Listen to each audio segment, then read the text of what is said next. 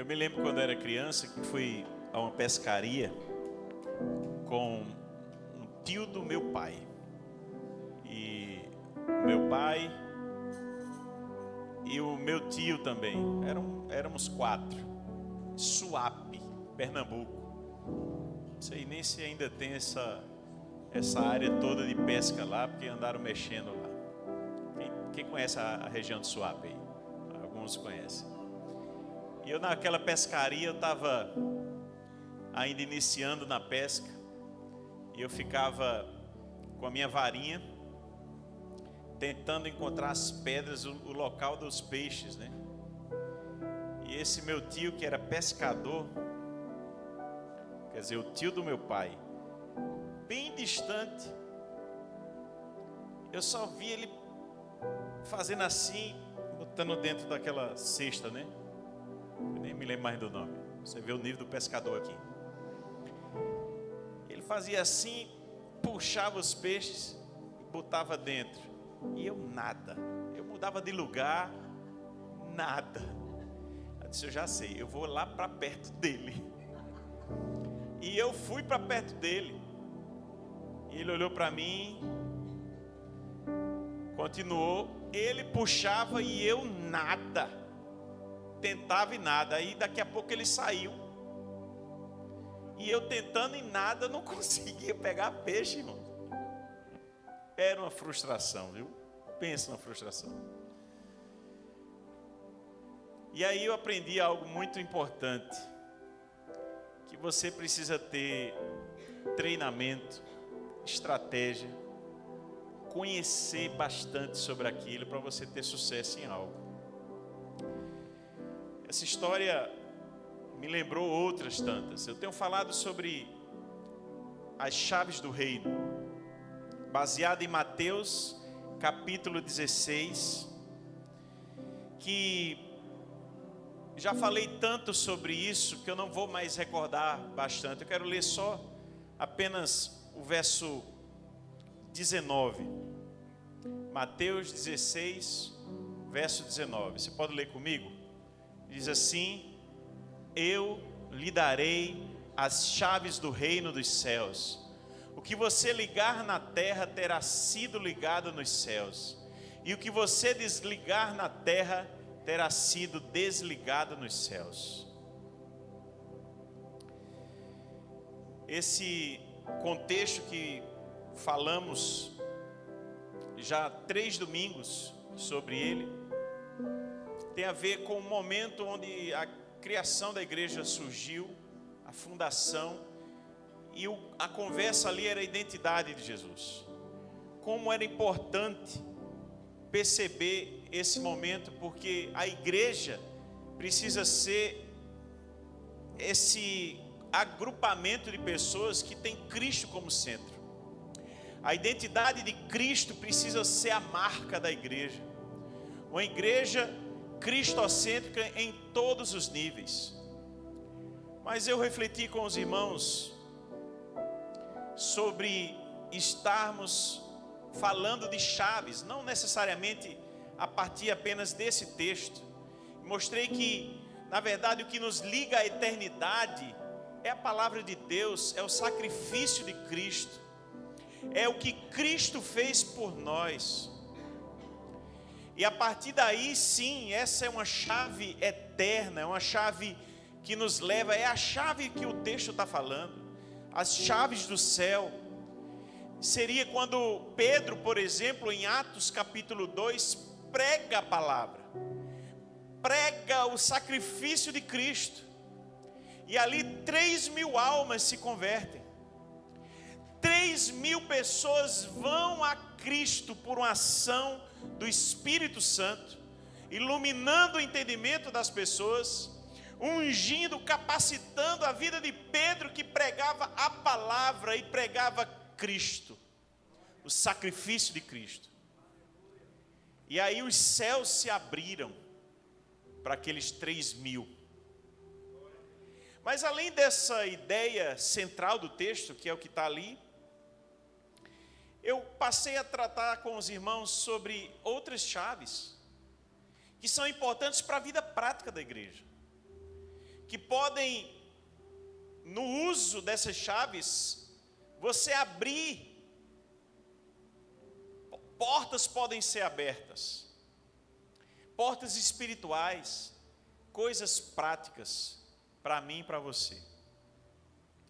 E falamos sobre a edificação, chave da edificação, da frutificação, sobre o temor a Deus, sobre recomeço, essa possibilidade que Deus nos dá de recomeçar, sobre uma vida com propósito. E domingo passado, falamos sobre a autoridade, a importância que, porque você, para abrir portas, você precisa se revestir da autoridade. Você tem aquela chave porque as chaves foram entregues à igreja.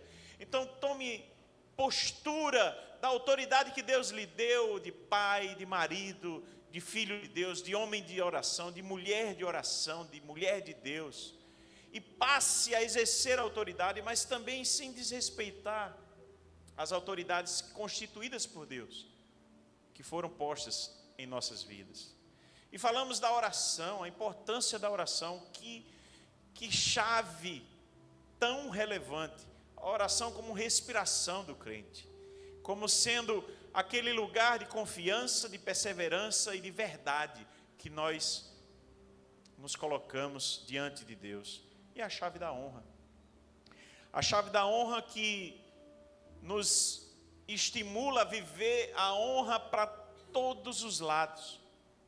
Uma vida que honra a Deus em primeiro lugar, o tratando como o primeiro lugar da vida, e lemos Provérbios 3 sobre isso, para que você viva uma vida que glorifica a Deus, e isso termina sendo expandido para todos. Hoje eu quero tratar de algo muito importante. Eu quero ler com os irmãos João capítulo 21, do verso 1 em diante. E um momento tão importante da igreja, um momento que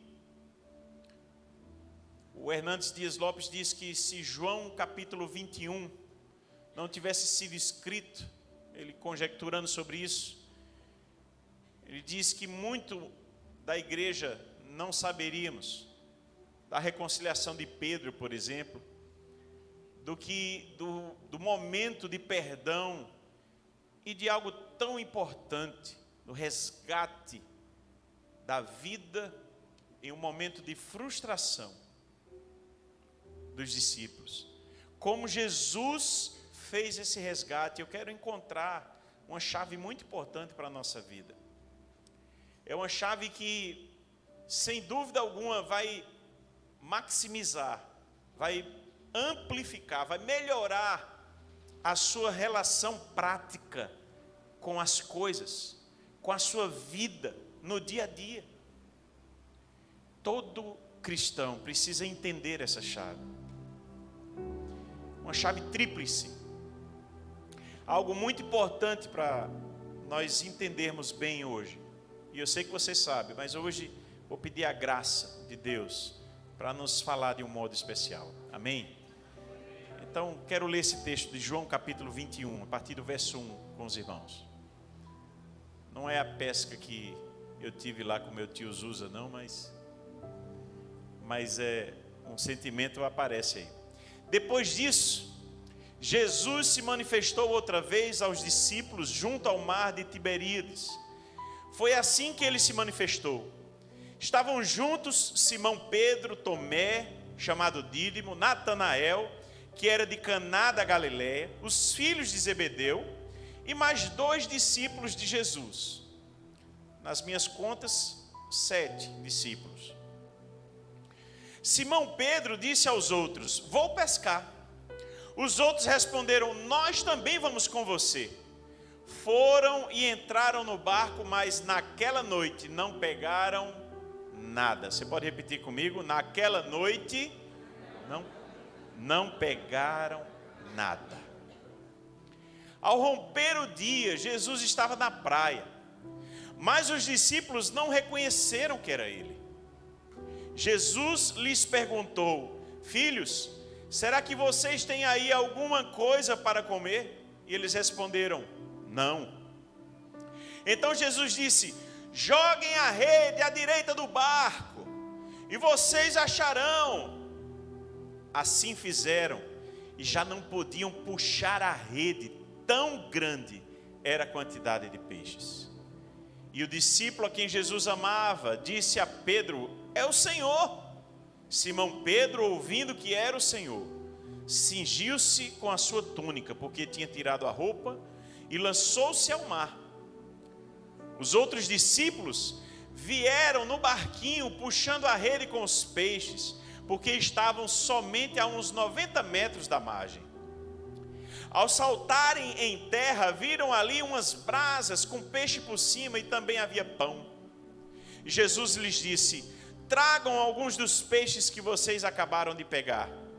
Simão Pedro entrou no barco e arrastou a rede para a terra. A rede estava cheia com 153 grandes peixes. E mesmo sendo tantos peixes, a rede não se rompeu. Amém? Queria que você pusesse a sua mão no coração. Mais uma vez, fecha o teu olho e pede a Deus uma coisa. Pede a Deus para falar com você. Senhor, em tua presença está o teu povo. Deus, nossa oração nessa noite, Deus, é que a tua palavra possa saltar aos nossos olhos aquilo que precisamos entender nessa noite. Deus, que o Senhor mesmo, que o teu Espírito Santo possa iluminar nossa mente, nosso coração e nos transformar nessa noite. Aquilo que precisa ser mudado. Fala-nos, Senhor, sobre novas estratégias. Fala-nos, ó Deus, sobre reverter frustrações. Fala-nos, ó Deus, aquilo que o Senhor precisa falar conosco, aquilo que precisamos ouvir, mas que seja o Senhor, em nome de Jesus. Amém. Amém. 7 discípulos, numa pesca em uma noite inteira, num barco, no mar da Galileia, mar de Tiberíades, e ali, uma noite de luta, de tentativas frustradas, de não encontrar um peixe sequer. Bem pior do que minha pescaria com o tio Zusa. Porque a minha foram, 2, 3, 4 horas. Eles passaram a noite inteira. Pescadores profissionais, pessoas que entendiam daquilo. E algumas considerações aqui, uma frustração, algo não resolvido, uma tentativa frustrante, a noite inteira. E perceba, às vezes nós nos frustramos com tantas coisas. São relacionamentos que às vezes dão em nada. Embora você tenha insistido um tempão, tentado outras maneiras, mudado possibilidades, e apenas cai em frustração. Você também pode ter vindo aqui hoje para entender o que você precisa mudar, que talvez seja uma área que nem eu lembre aqui de falar, mas que o Espírito Santo vai lhe lembrar. Algo que tem dado errado na sua vida. Algo que, apesar de você ser um discípulo de Cristo, como aqueles eram discípulos, e você tem insistido já em tantas possibilidades, algo que ainda você não obteve sucesso. Vemos uma maneira de Jesus tratar o assunto. Jesus tem um carinho especial. Perceba que no meio da adversidade que nós enfrentamos, como aqueles discípulos enfrentaram, Jesus os trata como filhos. E é isso que Jesus grita da praia: filhos. Ninguém nos trata assim tão bem, irmãos. Ninguém nos compreende tão bem. Ninguém tem essa empatia que Jesus tem. Ninguém enxerga como Ele nos enxerga. Ninguém nos chama quando precisamos ser chamados de filhos.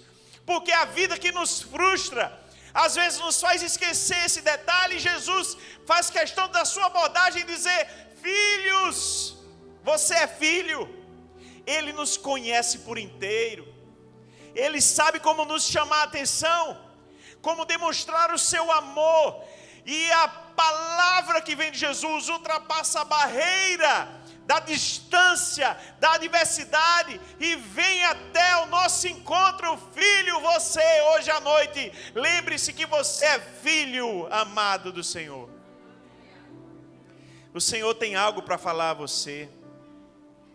Ele pode parecer às vezes distante dos nossos problemas, como Jesus estava lá, distante na praia. Pode parecer que Deus não está nos ouvindo, porque certamente aqueles discípulos, durante aquela noite, disseram: Deus, nos ajuda. A gente precisa comer, quem sabe, eu não sei se era para pesca, para vender, ou para comer, ou para os dois. Quantas orações talvez foram frustradas, porque esse momento já é um final de caminhada. Jesus já morreu, esteve com eles, morreu, ressuscitou. É o final do Evangelho, é o momento onde Jesus está se revelando, já começou a se revelar para uma pessoa ali, outra acolá, e agora os discípulos estão na Galileia, aguardando essa grande revelação de Jesus. Mas é o momento onde, perceba, eles voltaram à profissão antiga da maioria deles ali. O Tiago e João, como o texto descreve, os filhos de Zebedeu, tinham uma companhia de pesca. Pedro, pescador, companhia de pesca. Quem sabe talvez fosse André que estivesse com ele, porque também era pescador. E alguns ali, decepcionados, quem sabe, com tanto que ouviram de Deus, que viram Jesus fazer, que estiveram palpando Jesus, estando com Ele, mas agora estavam distantes, não tinham mais Jesus com eles ali, pelo menos assim pensavam, e voltaram à profissão antiga. Ora, Jesus tinha chamado a cada um para ser pescador de homens. E aí perceba algumas coisas. Jesus tem a maneira e a hora certa de agir.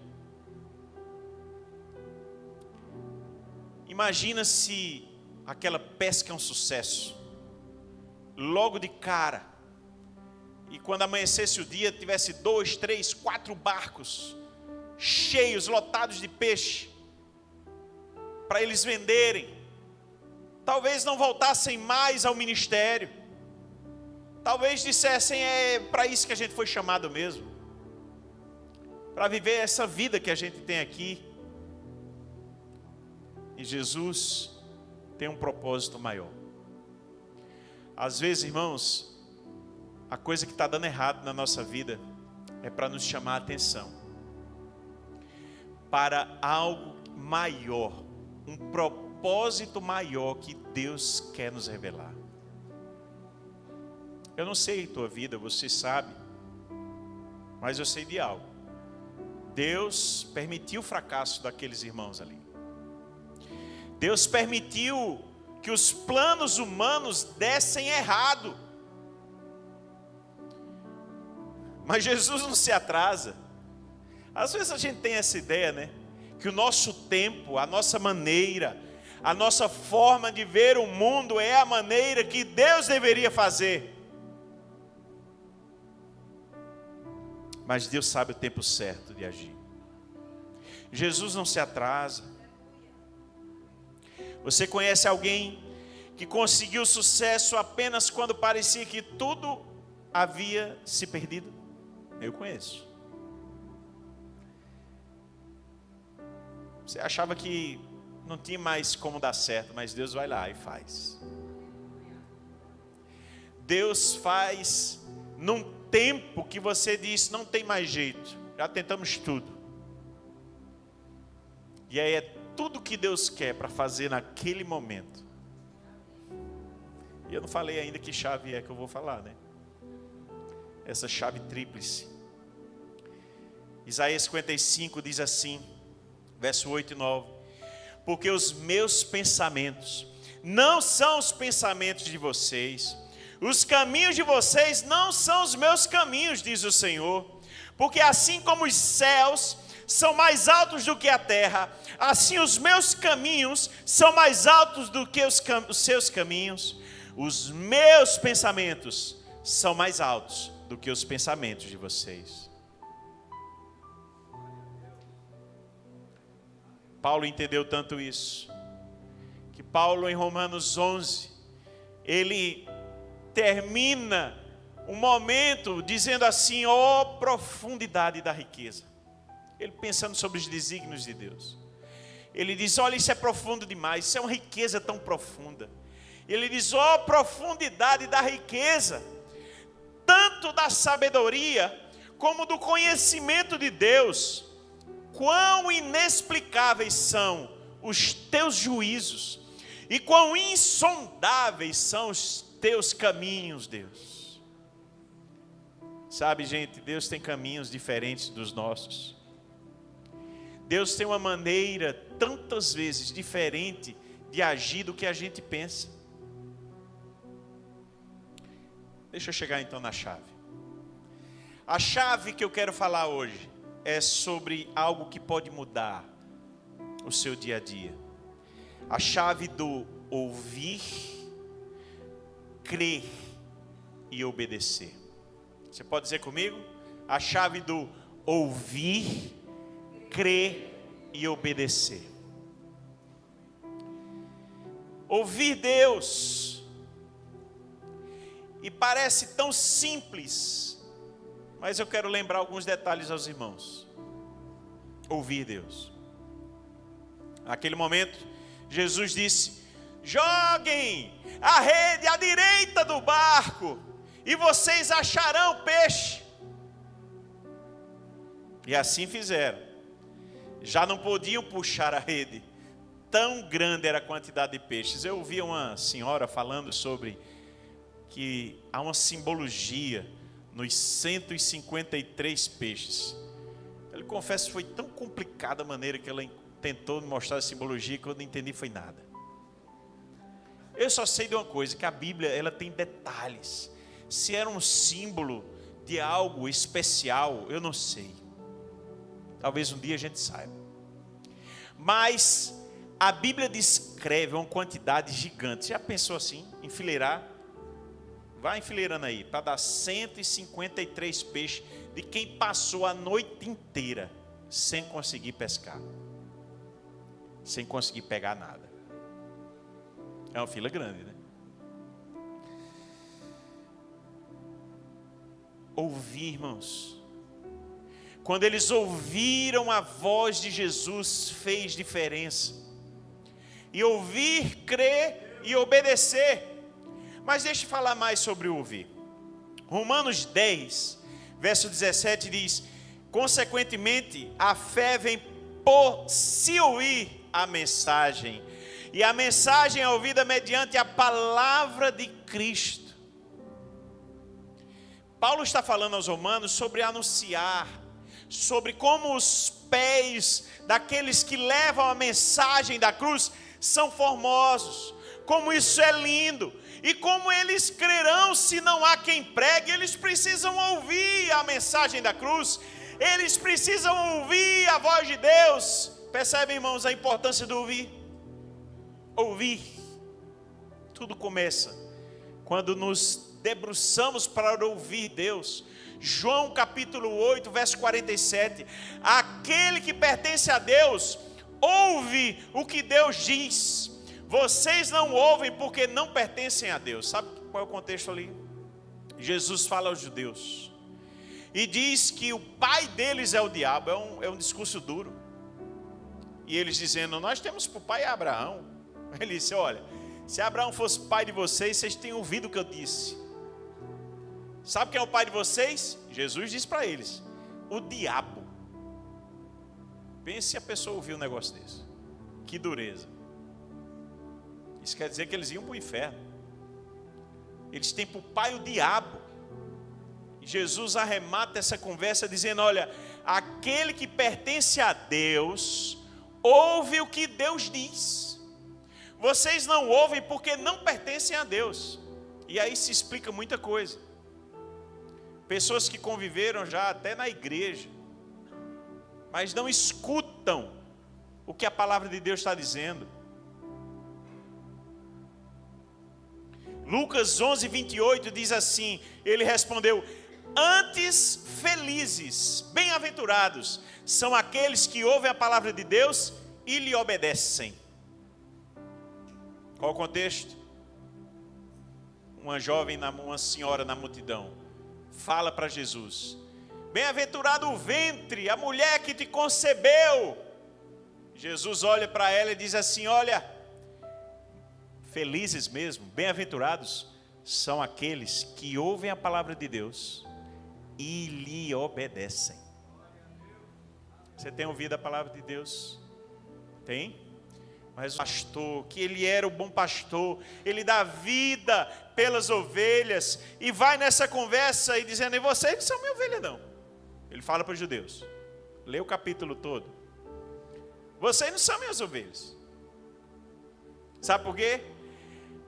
As minhas ovelhas ouvem a minha voz, eu as conheço e elas me seguem. Você tem seguido Jesus? Deixa eu ilustrar isso ainda mais. A importância do ouvir, irmãos. Eu estou gastando tempo com isso, para que você perceba a importância, porque a gente tem ouvido tanta coisa.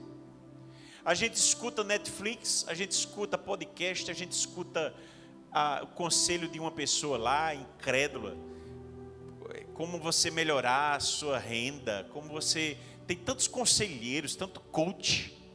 É tanta coisa, mas a Bíblia está falando que o que vai mudar a tua vida, a tua história, vai ser ouvir Deus, sua palavra, e não só ouvir, obedecer, seguir. Davi consultava Deus. Lemos isso nesses dias, 2 Samuel 5. Verso 19 diz que então Davi consultou o Senhor, dizendo: devo atacar os filisteus? Tu os entregarás nas minhas mãos? E o Senhor respondeu: vá, porque certamente entregarei os filisteus nas suas mãos. Aí, irmãos, fica tudo mais fácil, né? Guerrear, Deus dizendo: pode ir, eu me responsabilizo. Quem vai te dar a vitória sou eu. Eu imagino um homem desse na frente de um comando, um batalhão ali, um pelotão, não sei quantos tinham, mas imagine um exército e um homem ungido por Deus, com a palavra que vem do céu, dizendo: pode ir, sou eu, o Senhor dos Exércitos, estou dizendo para você, eu vou te entregar hoje os filisteus. O que é que esse homem não vai dizer? O que é que esse homem não vai fazer? Virar para um exército desse e dizer: vamos seguir, Deus me falou, Ele me garantiu que a vitória é nossa, prepara aí a espada, desembanha, porque a gente vai matar esse povo agora. Fica mais fácil guerrear assim? Fica certo guerrear assim. Agora eu fico perguntando: e por que a gente, nas nossas guerras, a gente não pergunta a Deus? Para ouvir Deus. A gente quer agir na independência, no ímpeto, na força, sem ouvir Deus, sem Deus dar estratégia, sem Deus mostrar como é que é, quando é. Meus irmãos, Deus tem me ensinado umas coisas. E eu vou dizer uma coisa: algumas coisas que eu decidia sozinho, hoje Deus me freia. E me pergunta. Hoje Deus me perguntou: é isso aí? Você me perguntou, filho? Hoje Deus me perguntou em uma coisa. Aí eu disse: eita Deus, não, né? E vou pregar sobre isso hoje, Deus. E Deus me lembrando: ah, tá, me pergunta então. Aí eu perguntei a Deus: E Deus disse outra coisa. Já pensou, irmãos? Eu ia fazer da minha cabeça. É porque quando eu prego para os irmãos, Deus já falou comigo, viu? Pregadores entendem o que eu estou dizendo. Antes de Deus ministrar através de mim, irmãos, Deus já falou comigo. Deus já ministrou para mim que eu preciso disso para mim. Eliseu também ouvia Deus. Lemos isso, 2 Reis 6, versos de 8 a 12. O rei da Síria estava em guerra contra Israel. E em conselho com seus oficiais disse: em tal e tal lugar estará o meu acampamento. Mas o homem de Deus mandou dizer ao rei de Israel: evite passar por tal lugar, porque os sírios estão descendo para ali. Olha só, irmãos. Lemos? Não, vamos ler, né? 2 Reis vamos ler. É porque eu li um outro dia isso. O rei de Israel enviou tropas ao lugar de que o homem de Deus lhe havia falado e de que o tinha avisado. E assim se salvou mais do que uma ou duas vezes. Aí olha só, irmãos, verso 11. O rei da Síria ficou angustiado com esse incidente. Então chamou os seus servos e perguntou: vocês não vão me dizer quem dos nossos está do lado do rei de Israel? Ou seja, tem um espião aqui. Porque a gente pensa em atacar por aqui. Aí o povo de Israel chega, é como se já soubesse. Aí eu digo para os meus generais: vão por aqui, atacar por aqui. E o pessoal de Israel lá nos surpreende e também pega a gente. Tem um espião em nosso meio. Aí olha o verso 12. Um dos servos respondeu: ninguém, ó rei, meu senhor. Mas o profeta Eliseu, que está em Israel, conta ao rei de Israel as palavras que o Senhor fala no seu quarto de dormir. Olha só. No quarto de dormir, Eliseu ouvia. Ah, é? Ah, tá bom, senhor. Ô rei, Deus me falou agora, na hora de dormir. Não vai por lá não, porque eles vão estar por ali. Ó, os caras vão estar lá. Vai lá. Vocês estão entendendo? Quem está entendendo o que eu estou dizendo? Faz sentido para você? É uma chave ou não, irmãos? É uma chave. É uma chave espiritual para a igreja. Haja depois de ouvir Deus. Vai fazer diferença para a sua vida? Total diferença, irmãos. Ouvir o conselho divino. Ouvir o conselho que Deus está nos dizendo em tudo. Precisamos orar mais. Quando eu digo isso, é a mais pura verdade, irmãos. Precisamos orar mais. Você ora minutos ou horas? Ore mais. Ore mais. Jesus orava a noite toda antes de decidir algo, com incrível simplicidade. O evangelho de Lucas lá, Lucas 6,12. Num daqueles dias, Jesus saiu para o monte a fim de quê, irmãos? Orar. E passou a noite toda orando a Deus. A noite toda orando a Deus. Bota o 13 aí também. E quando amanheceu, chamou assim os seus discípulos e escolheu 12 dentre eles, aos quais deu também o nome de apóstolos. Ó, irmãos, Jesus, sendo Deus, que tinha intimidade com o Pai, era só abrir a boca: Pai, o que é isso? E Deus já falava. Porque os dois, eu e o Pai somos um, ele falou. É o nível de harmonia que eu e você estamos pelejando para ter 1%. Pelejando para ter 1%. Jesus tinha, mas passou a noite. Sabe o que é a noite para escolher os discípulos? Agora, a Bíblia não fala. É o pastor Neto pensando. Eu tenho essas viagens, viu? Estou lá dizendo, e Jesus dizendo: ai, Pedro, hein? E Deus disse: ele vai te trair ainda, mas vai dar certo. Ele vai se converter. Eita Deus, vai me trair, eu vou aguentar isso? Vai, meu filho, você é forte. Sou minhas coisas, viu? E Judas, eu escolho Judas. Está com a cara de um traidor, não está não? Aí ele disse: certamente vai ser ele que vai te trair. Vai ser uma facada. Vai ser traído, vai ser Judas. E eu vou escolher ele mesmo assim? Escolhe. Vai escolher ele. Depois a gente providencia um substituto. Irmãos, estou eu conjecturando essas coisas. Mas uma coisa é verdade. O que é que Jesus orou aquela noite inteira? A gente se ajoelha com 20 minutos, está doendo o joelho. Olha, nós precisamos entender o quão é importante mudar a nossa rotina, mudar a nossa, sabe, a valorização de ouvir Deus, ouvir pela palavra, ouvir em oração, intimidade com Deus, ouvir durante uma pregação, ministração. Tenho certeza que enquanto eu falo, não é eu não, o Espírito Santo fala ao seu coração o que você precisa mudar. Salmo 32, verso 8.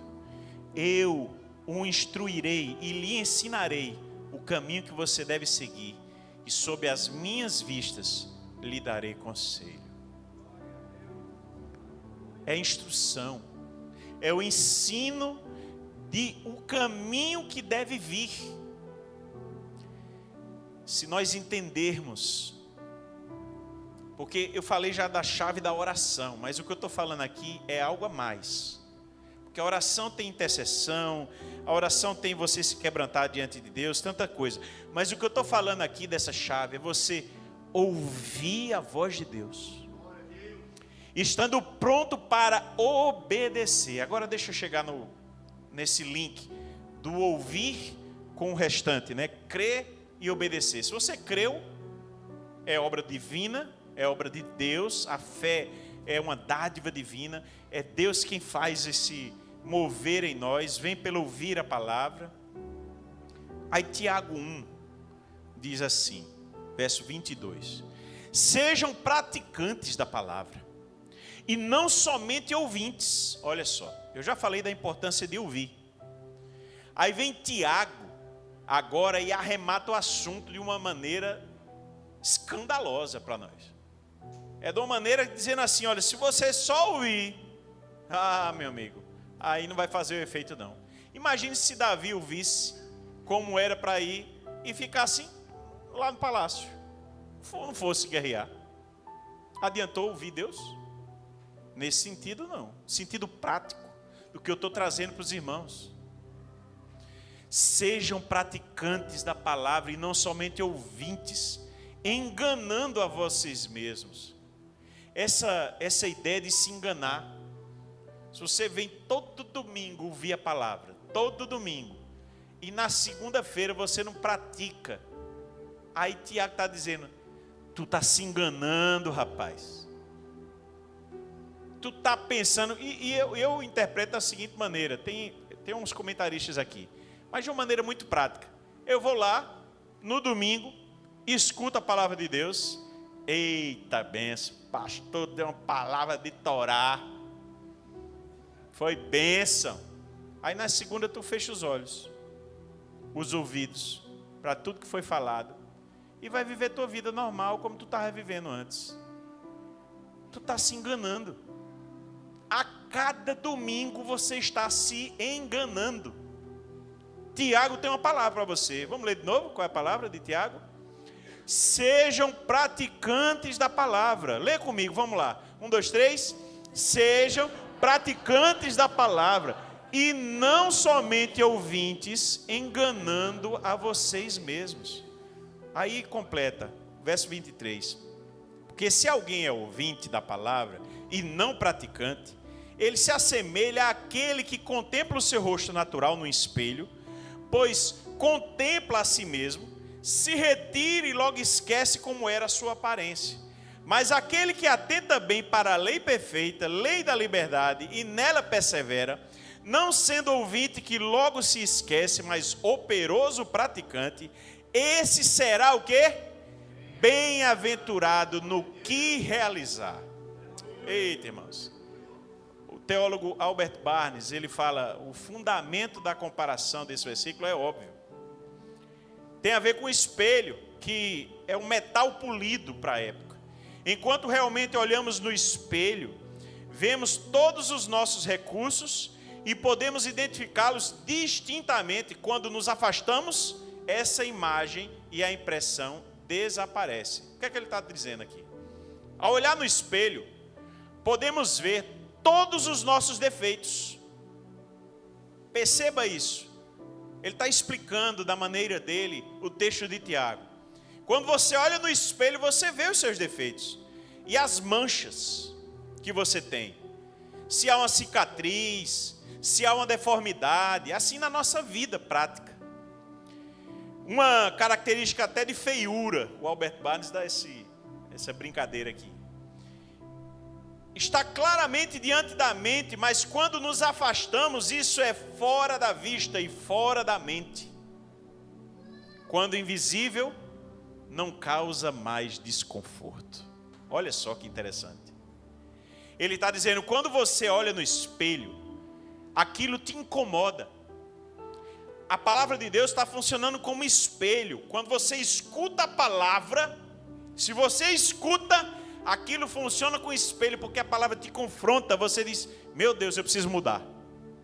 Aquilo, nesse momento, talvez você está sentindo um incômodo agora. Aí ele está dizendo, mas se você não começar a praticar isso, sabe o que vai acontecer? Igual o homem no espelho que esqueceu a imagem dele, vendo as feiuras, vendo, né, o cabelo. Meus irmãos, mais bagunçaram com o meu cabelo essa semana. Quem achou que o pastor está mais bonito? Levanta a mão. Meu Deus, ninguém levantou. O negócio foi feio mesmo, viu? Amanhã eu vou procurar um corte novo. Mas olhe, deixa eu dizer uma coisa para vocês.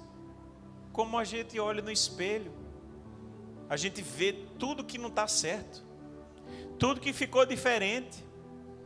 Se você sair daqui e não começar a praticar aquilo que você aprendeu, você vai se assemelhar a esse homem que esqueceu de tudo, não vale mais nada e está só se enganando. O Luan Lessa fala que o não praticante, olha, o verdadeiro discípulo, dizem os rabinos, aprende para poder fazer, não para que possa apenas conhecer ou ensinar. João Calvino diz, o praticante é aquele que de coração abraça a palavra de Deus, testemunha por sua vida que ele realmente acredita, de acordo com o ditado de Cristo, bem-aventurados os que ouvem a palavra de Deus e a cumprem.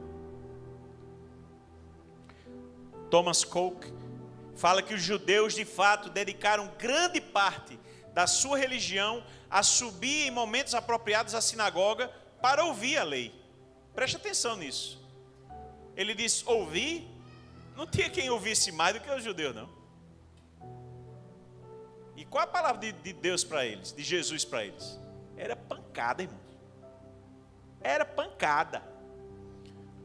Diz Thomas Coke que os judeus têm um provérbio, aquele que ouve a lei e não a pratica é como um homem que semeia,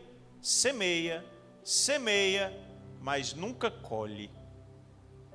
Eu vou repetir, esse é interessante.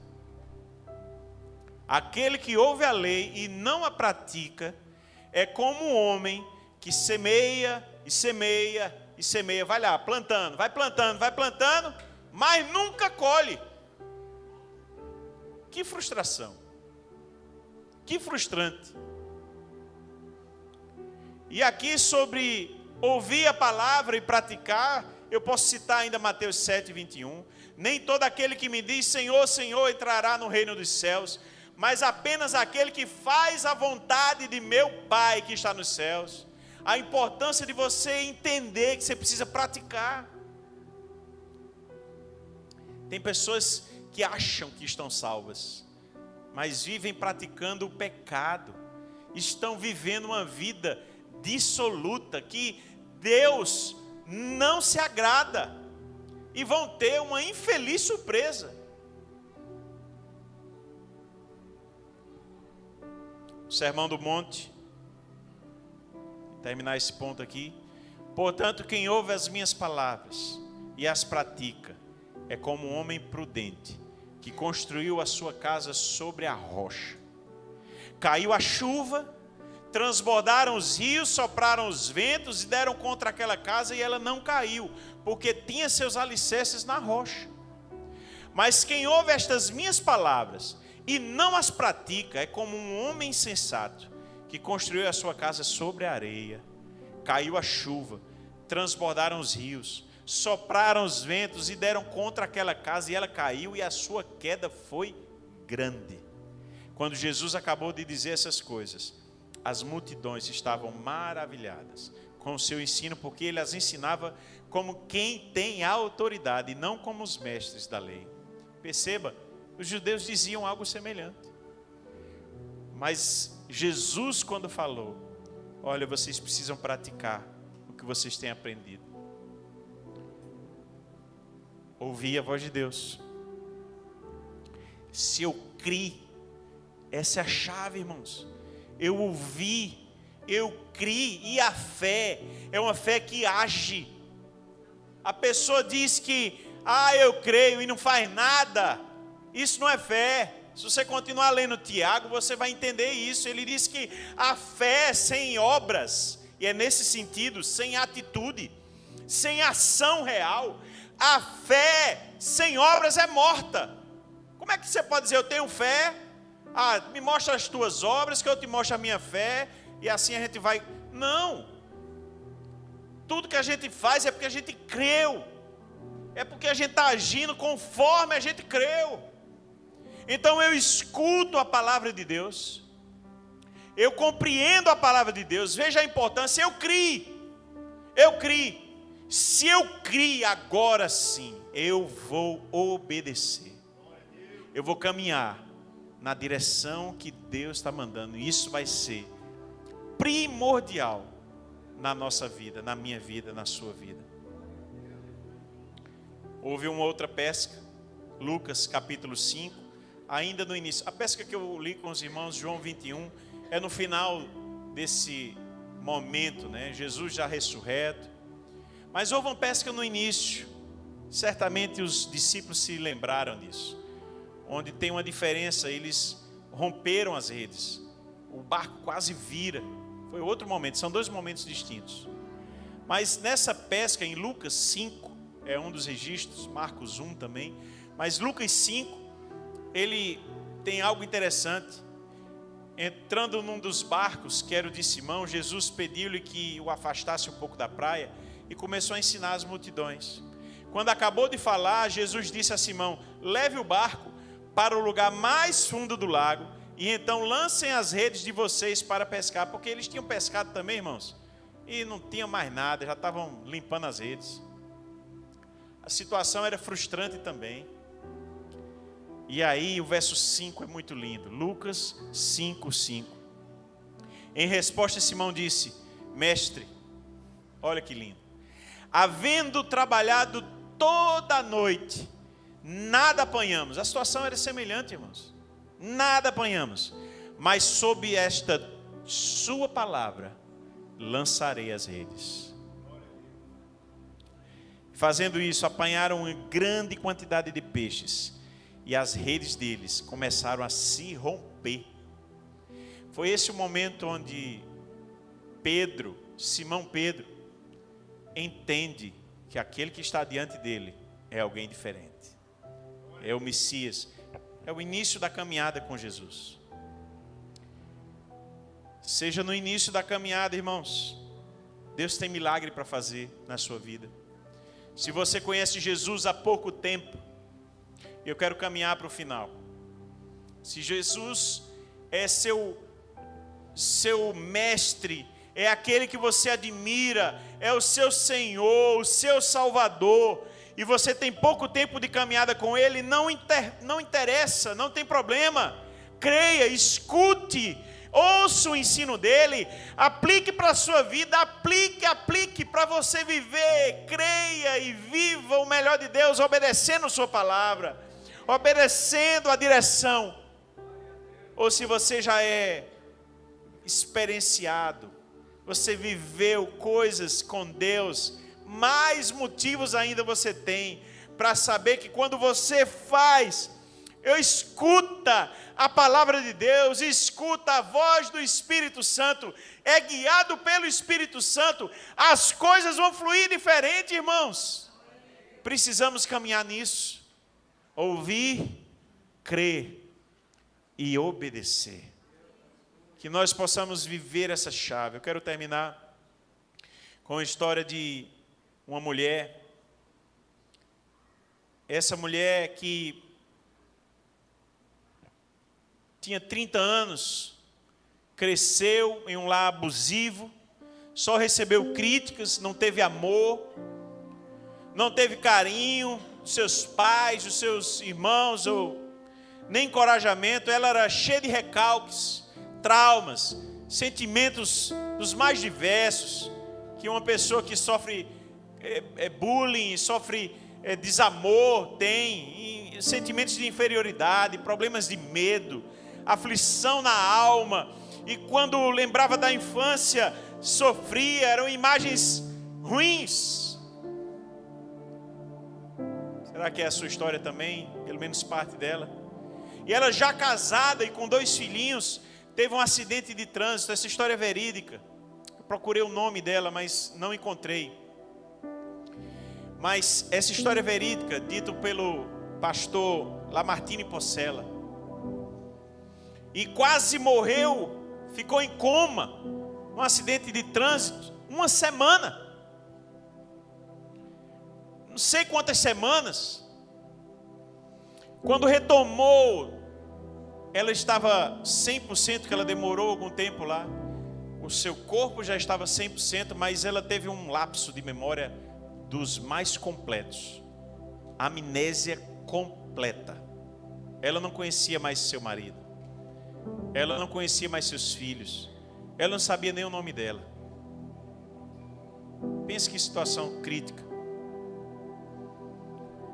E aí, como uma situação crítica merece todo o cuidado, o marido, os filhos começaram a ir com cuidado e com paciência, gerando toda a identidade que ela podia ter, das coisas que, como eles haviam, e a importância do cuidado, do amor. Ela sentindo o amor do marido, o amor dos filhos, se apaixonou pela família, pelo marido, pelos filhos, viveu dias transformadores na vida dela, e ela passou a ser uma pessoa diferente, confiante. Ela não tinha a memória da infância que a prejudicava, e ela passou a ser uma mulher até que entendia muito sobre a amnésia, porque estudou, tentando compreender melhor aquilo, e passou a ser convidada para dar palestras, porque entendia bastante do assunto, era uma prova viva daquilo que havia acontecido. E ela começou a ficar famosa nos Estados Unidos, e começou a dar palestras, inclusive em congressos de medicina, e passou a ser até escritora. Mudou o perfil da mulher, uma mulher agora confiante, uma mulher agora pública, convidada, que podia expor as suas ideias, seus pensamentos, uma personalidade diferente, simplesmente por não lembrar de nada que o mundo lhe fez de mal no passado. Quantos não estão precisando dessa amnésia, dessa transformação de vida? E eu quero trazer algo. Se você olhou no espelho a sua vida, eu falei sobre essa ideia. Se você não gostou do que você viu, você hoje tem a chance de começar de novo. Hoje você tem a chance de viver, quem sabe, um novo momento. Pedir a Deus: Senhor, transforma a minha história. Eu quero passar, Senhor, agora a ter os meus ouvidos para ouvir o que o Senhor diz de mim, para ouvir quem sou eu em tua presença. Quem sou eu? Não importa o que as pessoas achavam de você, não importa a vida que você teve até aqui. Deus está te dando uma nova chance, um novo momento para você recomeçar. Você ouvir Deus, crer que Ele tem vida nova para você, crer que Ele tem um novo momento de vida, e passar a andar nisso, andar em novidade de vida, passar a viver os sonhos de Deus para você. Eu quero te convidar hoje, fique em pé onde você está. Eu quero convidar para que você largue as coisas do passado, daquilo que te atrapalhavam, aquilo que te atrapalha até hoje, que você hoje coloque diante de Deus. Eu quero convidar você a vir à frente, se ajoelhar, dizer: Senhor, meu passado, minha culpa, as coisas que me atrapalham, Deus, meus sentimentos trocados, seja lá o que for que você tem diante de Deus para ser transformado hoje, você vai pedir a amnésia de Deus, você vai pedir um novo momento de vida para você. E eu quero que você escute a voz de Deus, comece a ouvir na nova relação que você tem com Deus. Use essa chave espiritual, essa chave do reino, para ser transformado, para ouvir a voz do Pai, para ouvir a voz de Jesus, como aqueles discípulos tiveram a vida, a história guinada, uma noite inteira frustrada, mas que ao amanhecer ouviram a voz de Deus. O Senhor está trazendo um novo amanhecer para você. O Senhor tem uma nova história para você. O Senhor tem um novo momento de vida, onde a multiplicação da provisão de Deus vai acontecer na tua vida. Creia, deixa Deus te falar, mudar as estratégias que Ele precisa mudar em você, mudar, quem sabe, os seus sentimentos, mudar, quem sabe, tudo que você precisa refazer, reconstruir. Deus hoje está me falando, é noite de restauração. O Senhor está passando hoje aqui, acredite, agarre-se com Ele. Ele te chama de filho, de filha, para transformar a sua história hoje. Em nome de Jesus, sai do seu lugar ainda dá tempo, faça isso, essa prova de fé, seja transformado hoje na área que você precisa, seja transformado hoje naquilo que Deus quer transformar você, em nome de Jesus. Senhor, aqui está o teu povo, Senhor, aqui está todos que precisam, Senhor, de transformação, de Deus, de mudanças, quem sabe, ó Deus, coisas que a gente nem imagina, mas o Senhor sabe profundamente. Deus, eu oro pela ação do Teu Espírito Santo. Eu oro, Deus, para que o Senhor mude a frustração em bênção de multiplicação. Eu oro para que o Senhor transforme as realidades duras de uma noite de trevas, um tempo de trevas, para a realidade do novo amanhecer do Senhor, onde a multiplicação e a Tua bênção, por ouvir a Tua voz, por estar diante de Ti, Senhor, vivendo a novidade de vida, vai acontecer na vida dos meus irmãos, Senhor. Em nome de Jesus, pega-nos pela mão, Senhor. Não há outra escapatória para nós, Senhor. Como Pedro entendeu, Senhor, só Tu tens as palavras de vida eterna. Não há outro, Senhor. O Senhor é o nosso dono, o Senhor é o nosso Senhor, o Senhor é o nosso Salvador, aquele que nos transforma. Deus, queremos entregar nossos sentimentos, queremos entregar, Senhor, nossas preocupações, queremos entregar aquilo, Senhor, que tem incomodado nossas casas, nossas famílias, aquilo que precisa, ó Deus, ser entregue nas Tuas mãos. Hoje nós Te entregamos, Senhor, crendo que o Senhor vai nos guiar, crendo que agora, Senhor, olha, nós decretamos, Senhor, que as nossas estratégias não servem. Nós declaramos nessa noite que não é do nosso jeito, que não é da nossa forma, Senhor, mas nós queremos viver uma vida completamente independente do Senhor. Deus, nos ajuda, nos socorre, vem em nosso favor. Deus, nós Te chamamos de Pai nessa hora, porque nós ouvimos o Senhor nos dizer: filho, filha amada. Deus, recebe nossa adoração, em nome de Jesus. Amém e amém. Vamos louvar o Senhor.